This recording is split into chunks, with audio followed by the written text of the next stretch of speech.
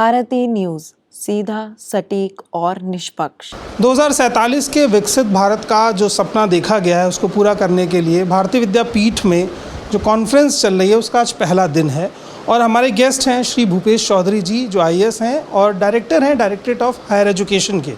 Sir, आप क्योंकि education के सेक्टर से जुड़े हैं तो सबसे पहला सवाल यही है कि आने वाले दौर के जो छात्र हैं उनकी जो शिक्षा है हायर एजुकेशन जिस पे पूरा रिसर्च डिपेंड करता है उसकी तरफ से कैसे 2047 के भारत को एक नया बूम मिलने वाला है।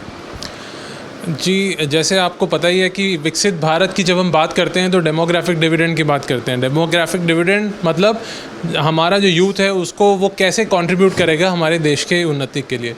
सो वो देश जब तक हमारा youth well educated and technologically advance and well skilled नहीं होगा तब तक वो कंट्रीब्यूट नहीं कर पाएगा। That is why I think the main focus, the main driver for Viksit Bharat theme is the education, where we need to have more skilling on the future skills that are going to be required on to attain the vision of विकसित भारत।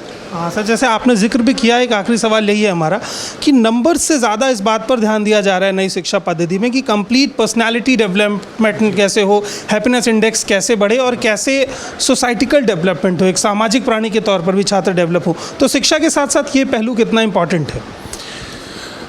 ये पहलू मुझे लगता है कि जो numbers पे focus करने से ज़्यादा इस पहलू पे फोकस करना ज़्यादा ज़रूरी है। इसीलिए आजकल lot of governments are focusing on value driven curriculum and focusing on the indigenous knowledge और जो हमारी वैल्यूज़ पे ज़्यादा फोकस करके, जिससे not only I don't want to be a biggest businessman on in the market but I want to be a good human being also. मुझे अच्छा नागरिक कैसे बनना है, अच्छा इंसान कैसे बनना है, सबसे पहले वो ज़रूरी है। अगर आप अच्छा इंसान है तो बाकी का सफ़र काफ़ी आसान हो जाएगा। सर, हम बहुत गर्व महसूस कर रहे हैं कि आप हमारे बीच आए और हमारे छात्रों को आपने बहुत सारी बातें बताई हायर एजुकेशन से जुड़ी हुई। तो बहुत बहुत शुक्रिया, बहुत बहुत धन्यवाद। और हम चाहेंगे कि आप ऐसे ही हमारे साथ लगातार आते रहें। Thank you so much sir.